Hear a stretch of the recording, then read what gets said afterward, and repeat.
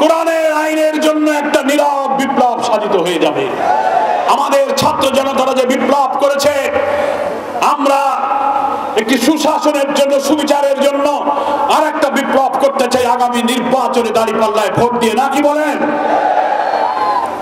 আমরা তাই আগামী নির্বাচনকে নিরপেক্ষ হওয়ার জন্য সরকারের কাছে দাবি করেছি।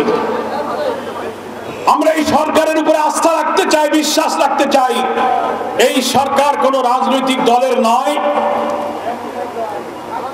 এই সরকারকে সহযোগিতা করতে আমরা ওয়াদা করেছিলাম, কিন্তু আমরা মাঝে মাঝে দেখতে পাচ্ছি নির্বাচন যত আসন্ন হচ্ছে, প্রশাসন এবং সরকারের অভ্যন্তরে কিছু উপদেষ্টাদের মধ্যে কেন যেন একটু অস্থিরতা দেখা যাচ্ছে। আমরা রাষ্ট্রযন্ত্রের গুরুত্বপূর্ণ জায়গায় বসে আছেন, কখনো কখনো একটা বিশেষ দলের চাপে যেন তারা নতি স্বীকার করছেন, তাদের প্রভাব খাটিয়ে তাদের কথা শুনতে বাধ্য করা হচ্ছে। আমরা বলছি আমাদের কথা শুনতে হবে, আমরা তা বলিনি।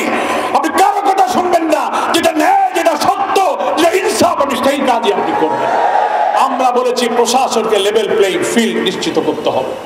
আমরা সরকারকে বলছি আপনার সচিবালয় আমলাদের মধ্যে এটা লক্ষ্য করুন, ইভেন উপদেষ্টাদের মধ্যে দু একজনকে দেখা যায় একটি দলের সাথে গোপন সম্পর্ক রেখে ভবিষ্যতে নির্বাচনে তাদের ক্ষমতায় আনার জন্য মনে হয় যেন একটা গোপন ষড়যন্ত্র আপনারা করে ফেলছেন।